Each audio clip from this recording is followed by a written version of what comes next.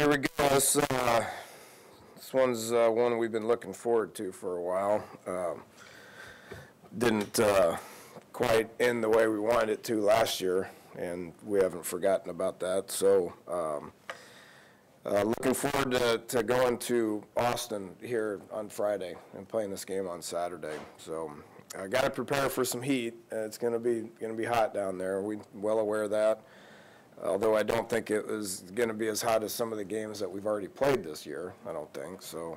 But we'll be prepared for that. And a lot of guys in our locker room have been to Austin, been on that field. Don't think we'll be surprised by any of the excitement that they have surrounding their program at this point in time. So, but it'd be next one. Got to get ready to play every week. If you learned anything from the last two games we played, you're not ready to play. You're going to get beat. It's no different than any of the other 9 Big 12 teams in our league. You're ready to play, then you got a chance to win. You're not ready to play, then you're going to get beat. It's college football for you. So it happened to us. It's happened to them. They've been in some tight games and won. Obviously, the one against Oklahoma 3 weeks ago stands out because Oklahoma's playing pretty good at this point in time. Won a close one against Baylor. Probably more had something to do with their quarterback problem at the time. Then lost a close one at Oklahoma State last week. So it's not surprising any of that. Anything that I've said is not surprising in the Big 12. It's not surprising because of college football. Things start with their quarterback. Ellinger's coming into his own. He's really a fantastic football player. I thought he was good last year. Just, it's hard for true freshmen to play at a high level. So, but he got a lot of valuable experience last year. They run him a lot.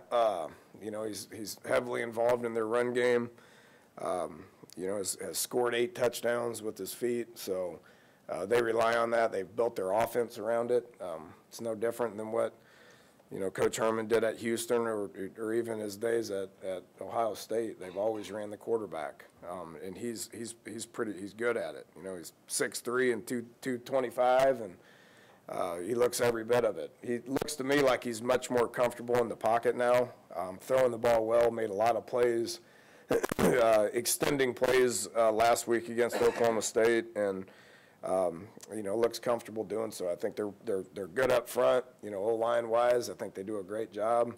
Herb Hand is a name that everybody remembers. Was here at one point. Got a lot of respect for him. So they're playing well up front, the quarterback's doing a good job. Got 3 different running backs, all 5-star guys that are capable of being the main guy. When you got that many of them, you use all of them. It's no different than what we do with our running backs. And then obviously what stands out at receiver are the basketball players that they got out there, the 6'5" and 6'6" guys. They're both the same. They're both talented. They're both tall, big, can run, and have made a bunch of plays for them. So we've got hands full on defense, to say the least. Defensively, I think Todd Orlando's done a good job with that group. He's no stranger to this part of the country. He's from Pittsburgh and coached at UConn. Got a lot of respect for him with what he's done. But getting those guys playing hard, they got a lot of older guys, experienced guys, a lot of guys that Coach Strong recruited, and now 4 years later, we've faced a lot of these guys for the last 3 years. A lot of seniors on that group. I'm glad about 3 of them came out early. They had that would be 3 more NFL caliber players that would mix in with that defense that they got, which would be scary. But with that said, they got, a lot of experience, a lot of older guys mixed in with, 4 or 5 more 4- and 5-star guys that are playing as true freshmen. And 2 of them are starting, and a couple of the other ones play a good bit as well. So a lot of talent on that defense. They're big up front. We got linebackers that make tackles, safeties that run, corners that cover. Offensively, we got our work cut out for us. They're going to be very multiple with what they do as well. Special teams wise, I think they do a great job. They have, we got Billy the kicker. They got Dicker the kicker. So the freshman kicker is a good player, you know, and he's doing a good job with this field goal stuff. And then another Australian punter that, thank God, is not quite where the other one was. The other one is like performing at a NFL Pro Bowl level in the NFL, but this guy's, I think, going to be a pretty good one for him. So, you know, but you can tell they spend a lot of time with special teams. They you know, got really good players, obviously, and spend the time with it, coach them up, so their schemes are sound and their specialists are pretty special. Return-wise, they got, you know, several different ones they put back there. They're trying to get 17 to be the guy. Jamison, he's a dynamic freshman, you know, probably another 5-star guy that they put back there that has skills. You know, they beat Kansas State on a punt return, which, you know, Kansas State's the one that usually wins on punt returns, but they beat them on a punt return, forced a fumble on their punt return. So in a close game against Kansas State, special teams was the difference, which is ironic saying that against a Kansas State team. So they do a good job, you know, in all three phases. They do a good job. They got loads of talent. You know, our guys are going to be excited about going to Austin to play in that environment. You know, looking forward to it, and I know we'll be ready to go. Coach Hunter, what you got? This deep in the season, you've probably seen a lot of almost everything, but does Texas do anything unique that you're going to have to adjust to? Well, no. They're good at what they do. They have good schemes. Their offense really kind of reminds you a lot like what we were 2 years ago with Skyler, because we ran him so much. You know, they got good passing game schemes. They're sound up front. They want to run the ball. They get the quarterback involved in it, so you got to account for him.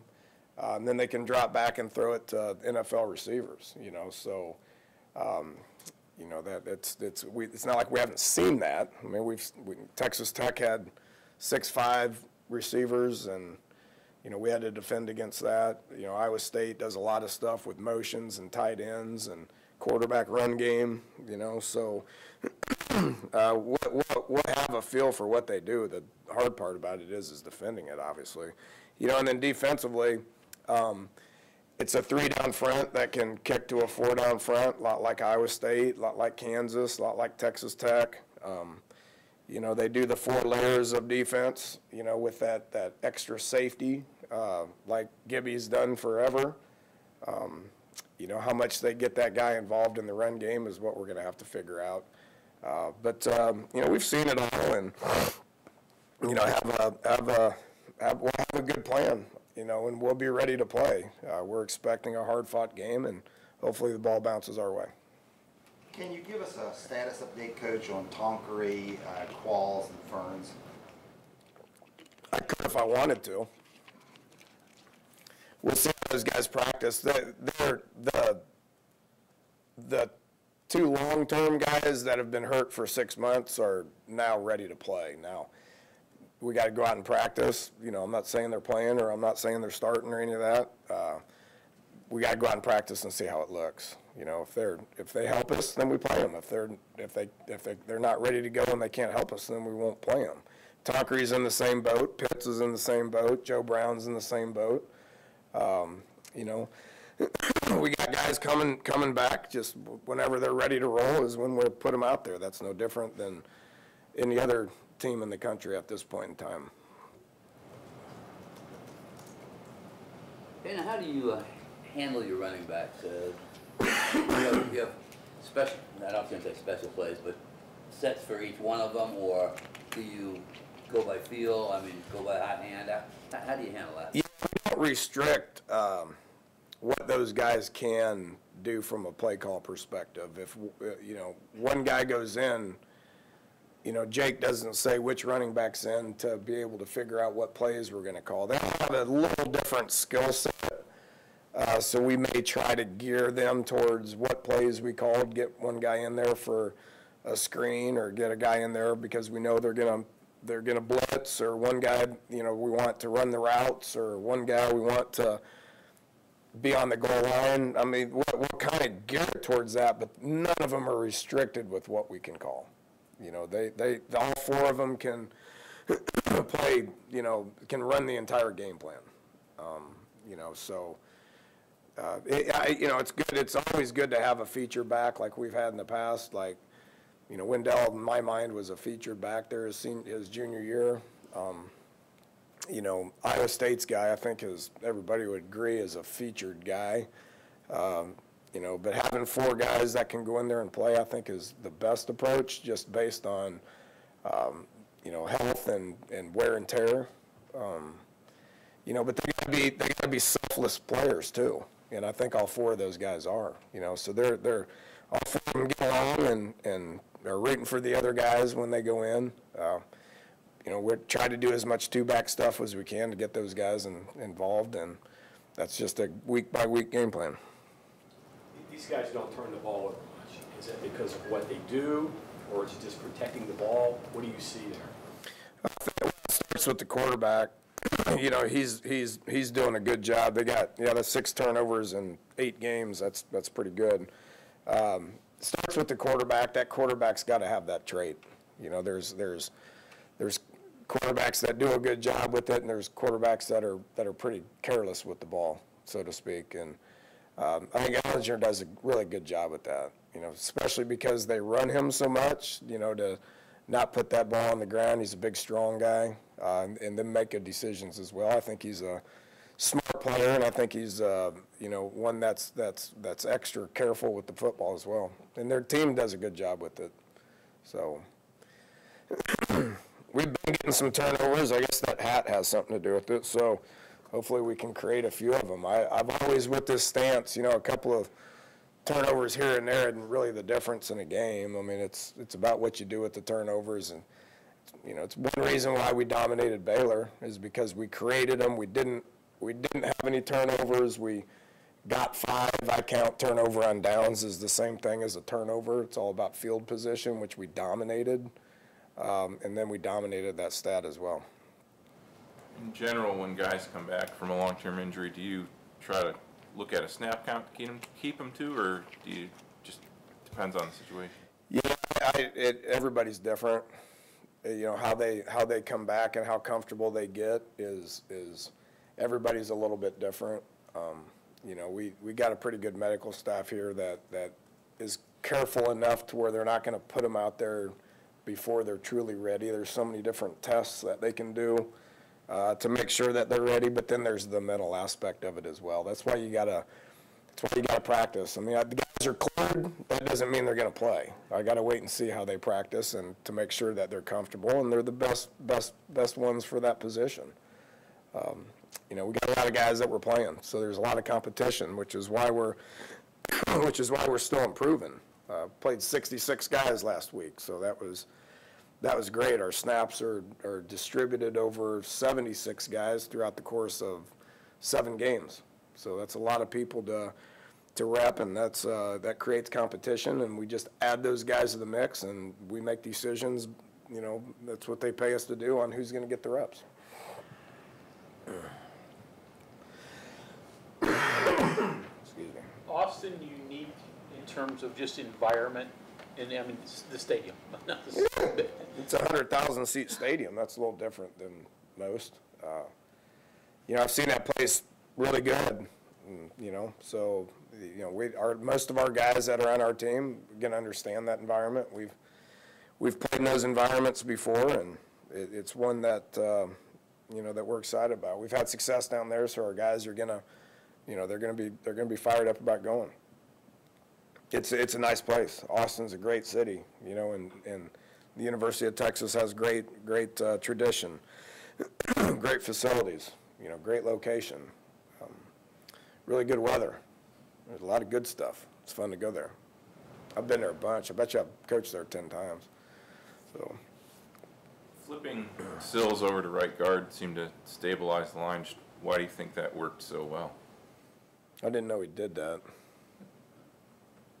You sure we did that? Like 3/4. Yes. The right guard? Yep. Sills did. Barrett played left.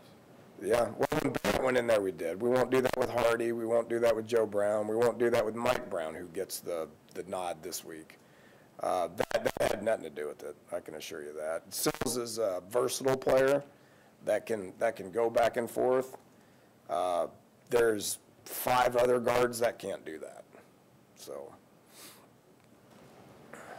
that said, what'd you think of Barrett when he got in? okay, I mean we got 7 linemen that need to play better. You know, I'm happy with where Yodney and Colton are at. I'm happy with Josh Sills, but the other 7 need to keep improving. I thought we were targeted better. I thought our Coach Wick did a good job with those guys, getting them ready to go. We got to keep improving there. You know, just the whole blocking aspect of it. I talked a lot about this after the game, but just the whole blocking in general was good. That just doesn't mean the 5-0 linemen. You know that. I mean, it's about Wesco making a difference of blocking, and the backs doing a better job with play call, with pass protection, and then we blocked really well on the perimeter, and I haven't been able to say that here in like 3 years. So I was happy with that as well. What is it that makes Sills a touchdown player? I mean, there are faster players, and probably, I don't know if there are more skilled players, but what does he have that others can't quite grasp? Hand-eye coordination helps, obviously, but just body control more than anything. You know, those 2 touchdowns he had, that coverage was good. You know, I thought 23, the corner for Baylor, is a good player. He's a grad transfer from Temple. He's got a lot of experience. I thought he's real handsy. He got his hands on him, so David was covered. But his body control and his technique allowed him to position himself to be able to catch that where the defender couldn't. So great receivers that can catch fade routes, and the touchdown aspect of it is extra special just based on the closer you get to the goal line, the less space there is. So you're going to be covered. And the great ones are guys that understand how to use body control, and that's technique, because we coach the heck out of it, but be able to position your body to where you can catch that and the defender cannot. David's as good as I've ever seen it. Touchdown on his first catch. Yeah, I mean he's really good at it. I mean, yeah, I mean there's guys that, and I think there's a mentality that needs to exist to be able to score. I mean, we talk a lot about that. Find guys that can score. You say, duh, don't you want all your guys to be able to score? There's guys that have a knack for scoring, and he's one of those guys that has a knack for scoring. Stedman was great at it. Mike and I were talking about the number of touchdowns. Stedman had 25 touchdowns in 1 year. I mean, he has a knack for scoring, and his body control was unbelievable. Being able to catch balls that doesn't just mean high pointing it. I mean, that's 100% technique and body control. David has that, and Stedman had that as well. Dana, going back to Wesco, not just the receptions, but it seemed like you all moved him around to help with the running game too, leading and playing on the line in the backfield too. I'm curious how much of that is just where you've moved him along to get better. Was it just the right day and time for that, or? Just developed. That's his skills as a tight end are continuously developing. He's really started doing some good things in the past game that wasn't a quality that he possessed a year ago. He's just really starting to come into his own. I mean, we felt like Eli was a better blocker than him last year. That's why Eli played all the time. Wesco over spring and throughout the course of camp, I thought has really done a good job with his blocking, and the more we want to play him, the more we want to be able to get him involved. And now, and then there's the pass game aspect of it that is continuously getting better. So, we'll keep throwing it to him. And Giovanni went in there and played 15 snaps and caught 3 balls. So he's more of a receiving aspect of a tight end, and we'll continue to get him involved as well.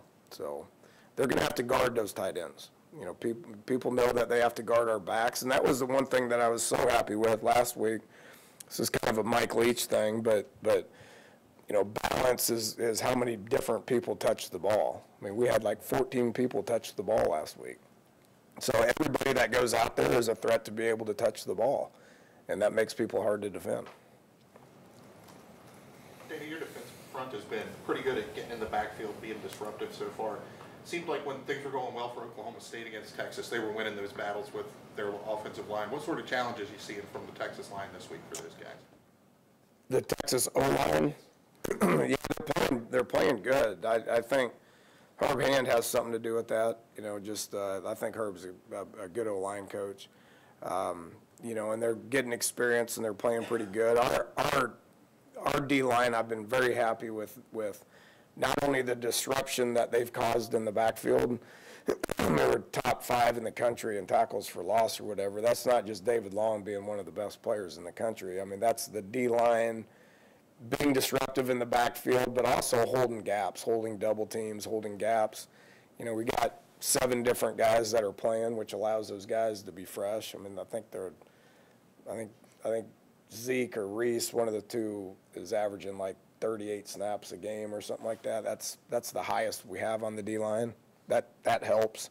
You know, last year Reese was playing probably 60 snaps a game or whatever it was. You get tired at because that's a hard position to play. So we're staying fresh and we're being disrupted, but we're also, you know, doing a good job of holding gaps, which is letting, you know, David and Shea Campbell and Tonk and Giovanni run around and make plays.